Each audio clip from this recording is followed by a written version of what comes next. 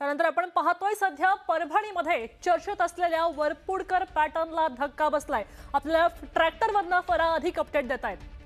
बरोबर आहे मृगा, एकूणच वरपुडकर पॅटर्न हा चर्चेत आलेला होता आणि याच्यामध्ये मोठा धक्का बसल्याचं आपल्याला पाहायला मिळतंय। काही महिन्यांपूर्वी काँग्रेसला सोडचिठ्ठी देऊन भाजपमध्ये प्रवेश केलेले सुरेश वरपुडकर यांच्या घरामध्येच 5 जणांना उमेदवारी देण्यात आली होती। ही उमेदवारी त्यांनी त्यांच्याच पक्षामधून नाही तर इतर सर्व पक्षांमधून ही उमेदवारी दिलेली होती। मात्र वरपुडकरांच्या घरामध्ये दिलेल्या 5 पैकी फक्त पुतण्या एक जण निवडून आला आहे आणि तेही विरोधी पक्षामध्ये, म्हणजे त्यांनी इतरही काही पक्षांमध्ये ही उमेदवारी दिलेली होती आणि त्यामध्ये विरोधामध्ये पुतण्या हा होता तो निवडून आला आहे। पुत्र, सून आणि 2 पुतण्यांचा दारुण पराभव झालाय। तर कार्यकर्त्यांना वाऱ्यावर सोडून केवळ कुटुंबामधील व्यक्तींना उमेदवारीची खिरापत वाटलेली होती आणि याचाच परिणाम असा झालेला आहे असं आपल्याला म्हणता येईल।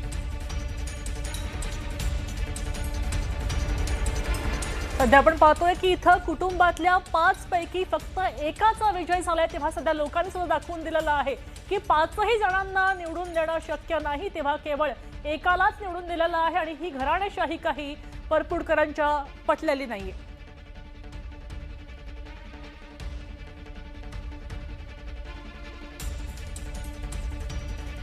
तर भाजपचे सुरेश वरपुडकर यांचा पुतण्या फक्त विजयी झाला आहे, तोही काँग्रेसमधून। त्यांचा माजी पक्ष काँग्रेसमधून त्यांचा पुतण्या विजयी झाला आहे। मात्र इतर 4 जण त्यांच्या कुटुंबामधले ज्यांना उमेदवारी दिलेली होती ही खरं तर कार्यकर्त्यांची निवडणूक समजली जाते। मात्र वरपुडकर यांनी आपल्या कुटुंबामधल्याच 5 जणांना उमेदवारी दिलेली आणि त्यातील फक्त एक जण निवडून आला आहे, ज्याला विरोधी पक्षातून ही उमेदवारी मिळालेली होती आणि वरपुडकरांच्या घरातील इतर 4 सदस्य